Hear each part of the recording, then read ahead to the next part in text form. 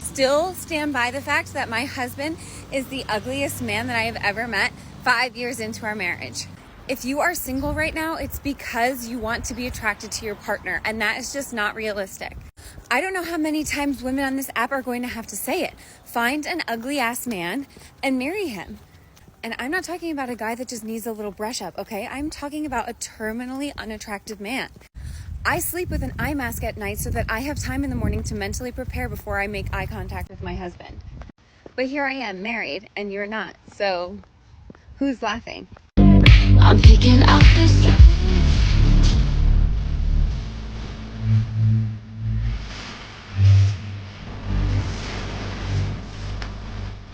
These men have no idea they've been turned into jokes. Their own wives parade them online like circus monkeys for attention. Men, wake up. Normalize fucking hating your husband. Like, for real. It's okay to go through about a minute, half a day, couple hours, fuck, a full day, even a week of just like, I can't fucking stand you right now. But deep down or in the back of your head, it might be all the way down in your toes at this point, you know I love you so much, and I know we're in this together, we're just in the thick of it. Women are out here choosing corporate obedience over love, loyalty, and family. They'll trade their man for a job title and call it empowerment. That's not independence. That's being owned by a company instead of cherished by a man. Why I'm an absolute hater at most people who get married at a young age. They think it's just the next step. They're like, oh, we've been dating for 5 years, we should just get married now. Do you like each other? 2, it is forced by one of them. I saw a girl Instagram caption the other day and it was like, is still waiting for a ring, ... Seriously. They've been dating for 6 months. 3, the relationship sucks and everybody tells them it sucks. They're like, no, it's great, it's great, it's great. And then they get married to prove that it doesn't suck.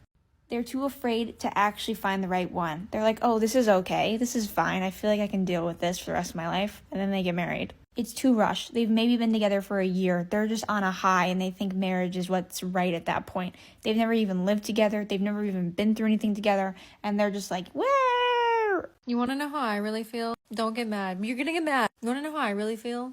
I feel like you shouldn't get married. And I know I've already said this, but whenever I go to give advice on all these horror stories that I see, whether it be with like Hailey Bieber or other people, or that trend that's going around right now where it's like, oh, but there used to be a time.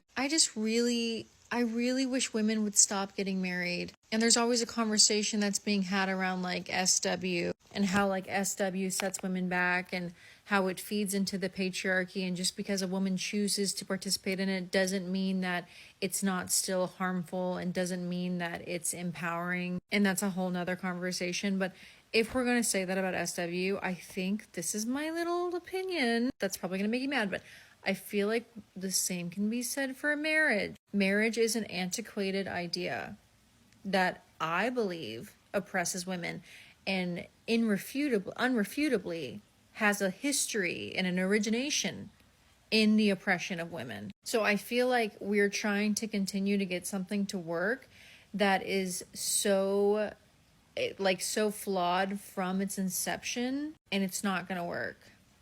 Okay? I don't know what the answers are. It's not something that I personally consider because I wrote off getting married since I was a little girl. I put together the pieces of what marriage was and I was like, oh yeah, no, thank you. And it just hurts my heart. Initially my stance was like, some women, that's really what they want in their lives. I am more of a choice feminist in that way. I'm like, that's what they want. I want them to be able to have the freedom to make choices and to choose the kind of life that they want, and that is what they want, so it's great. But then I see these videos of these young women who are buying into this fairy tale that I believe it's a lie a little bit, right? And that sounds really cynical, but it doesn't have to be cynical because life is beautiful and there's so many other things that you can want out of life. But I just feel like with the whole marriage thing, the odds are not stacked in your favor. And I think we need to kind of like dispel the idea a little bit and kind of rethink the way that we see marriage. Single women keep other women single because misery hates competition. A woman who has no man will always sabotage the one who does. If she can't be chosen, she'll make sure no one else is. Hate my best friend's boyfriend of 10 years. Oh, been there. Yikes. At one point, it happens to everyone. I've been the friend who's had the difficult man. I will say, your friend knows exactly how you feel. And in spite of all of that, she's still with the man. But please know, she is pained. And she most likely hates this feeling. Because how do you choose between the man that you think you love? And I'm sure she does love him, actually. I'll back up. I'm sure she does love him.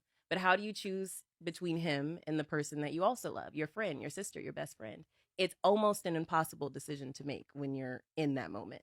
Yeah. But what worked for me at the end of the day was what you said. You would say it all the time. What would I say? And it was a joke, but it rung true to me. Uh-oh. You will always be there at the end of the aisle when I get married. Like, you will be somewhere. I used to say I'll be at the wedding, but I don't know if he'll be. Sorry. Correct. That wasn't very nice. No, that's real. It was the best advice that you could have given me in that moment. What I will say is, when you love somebody, when you really love somebody, you allow them to be who they are, to live their life, to make their own triumph, and to make their own mistakes. But she needs to know that you love her no matter what.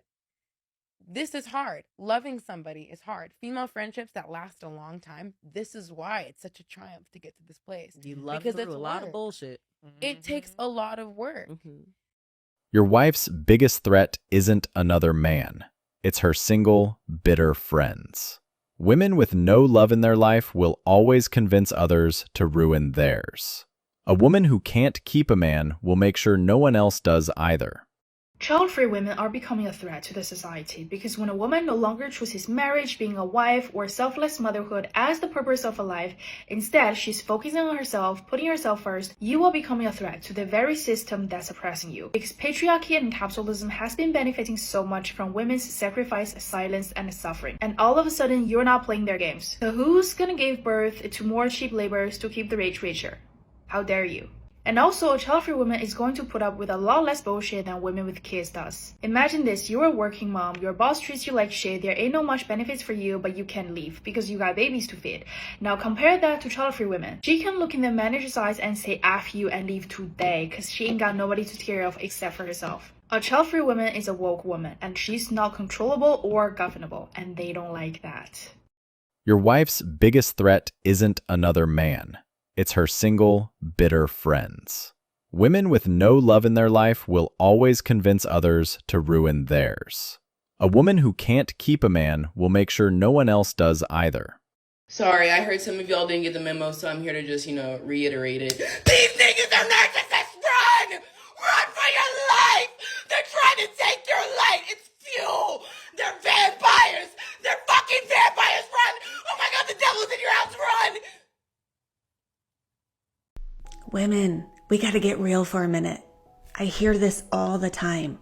I don't desire my husband anymore. He annoys me. I don't like him. I don't want him touching me. I'm just staying for the kids. Does this sound familiar? I know how heavy this feels. When desire fades, it's not just about sex. It's about feeling disconnected, emotionally unsafe, and losing that spark that you once had. It's hard to feel desire or feel that spark when you've allowed so much resentment to build up.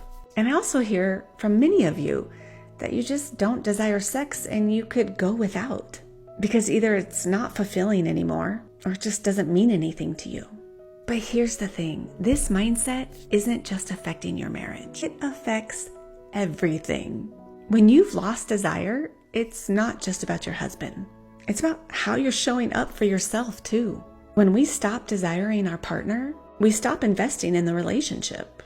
And that's when we fall into the trap of just coexisting. You don't have to stay in a marriage out of obligation or for the sake of the kids, but you also don't have to settle for a sexless, disconnected relationship. You can reignite your desire, but it starts with you. It starts with healing those emotional wounds and unpacking that resentment that's blocking connection. If you're struggling with desire, attraction, and emotional connection, it's time to get curious about why. Why do you feel the way you do? It's time to start rebuilding that emotional safety and connection that you've lost. And yes, that includes reigniting the passion and the intimacy between you two. It is possible, and it starts with you. If you're ready to move past the resentment and begin healing, I can help guide you.